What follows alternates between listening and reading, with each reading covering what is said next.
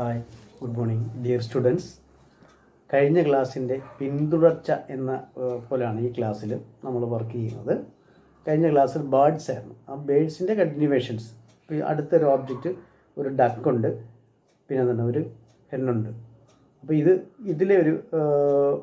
ഇതിലേതെങ്കിലും ഒരു വർക്ക്, ഒന്നീ ഒരു താറാവുണ്ട്, കോഴിയുണ്ട്, പൂവൻകോഴിയുണ്ട്. അപ്പോൾ ഇത് തമ്മിലുള്ള ഏതെങ്കിലും ഒരു വർക്ക് നിങ്ങൾ ചെയ്യണം.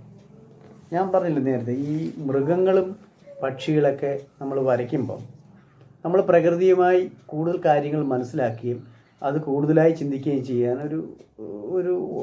ഒരു വഴിയാണത്. അപ്പോൾ നമുക്ക് ഒന്നും കൂടി ചിന്തിക്കാനും അതിനെ വീണ്ടും ഒന്ന് അതുമായി ബന്ധപ്പെട്ട കാര്യങ്ങൾ നമ്മൾ ചെയ്യും. മറ്റൊന്ന്, ഇത് സിമ്പിൾ ജോബാണെന്ന് ആരും ധരിക്കരുത്. ശരിക്കും വളരെ ടഫായിട്ടുള്ള ഒരു സബ്ജക്റ്റല്ല, ഒരു വർക്കാണിത്, ജോബാണിത്. കാരണം ആ ഒരു ഗൗരവത്തിൽ നിങ്ങൾ കാണാറുള്ളൂ. ഇതിൻ്റെ സിമ്പിളായിട്ട് ബേർഡ്സും ആനിമൽസും ഒരിക്കലും സിമ്പിൾ വർക്കല്ല.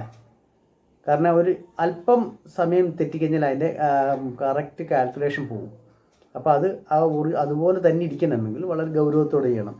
പ്രത്യേകിച്ച് മൂവ്മെൻറ്റ്, പിന്നെന്താണ് ഷെയ്ഡ്, ലൈറ്റ്, ഇവ ഇമ്പോർട്ടൻസ് ആണ്. പ്രത്യേകിച്ച് ലൈൻസിനാണ് പ്രാധാന്യം. പിന്നെ അതുപോലെ ഈ മൂവ്മെൻറ്റ് വളരെ കൃത്യമായിട്ട് ചെയ്യണം. മൂവ്മെൻറ്റ് എങ്ങനെ, ഓരോ മൂവ്മെൻറ്റ് മാറുമ്പോൾ അതിനനുസരിച്ച് തന്നെ ലൈറ്റ് ഷെയ്ഡ് മാറും.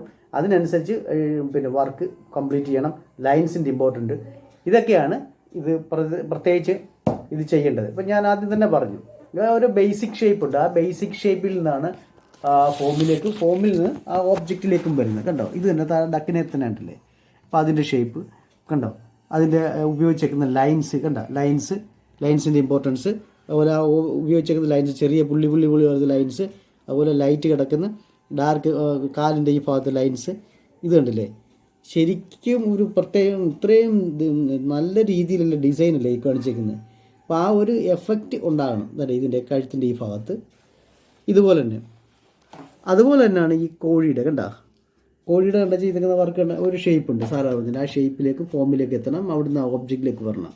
കണ്ട, അത് ഉപയോഗിച്ചേക്കുന്ന lines, shade, dark, light, highlight, അങ്ങനെയുള്ള ഭാഗങ്ങൾ. പിന്നെ ഇതിൻ്റെ പൂവിൻ്റെ ഭാഗങ്ങൾ, ഇത് കണ്ടത് ഏറ്റവും കൂടുതൽ രസമായിട്ടുള്ള അതിൻ്റെ ആ വാല് കണ്ടോ, അങ്കവാല് പോലെയാണ്. അപ്പോൾ ആ ഭാഗങ്ങളിലെ ഷെയ്ഡ്, ഇതെല്ലാം പ്രാധാന്യം അറിയിക്കുന്നതാണ്.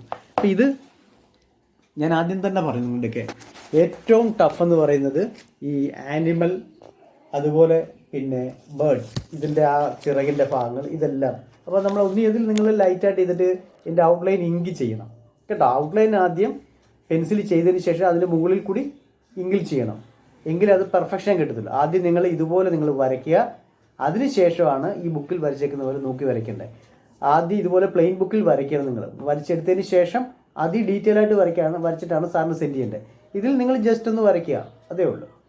അപ്പം ഈ ക്ലാസ് നിങ്ങൾക്ക് മനസ്സിലായെന്ന് കരുതുന്നു. കൃത്യമായിട്ടും വർക്ക് ചെയ്ത് സാറിന് സെൻഡ് ചെയ്യുക. Okay, thank you.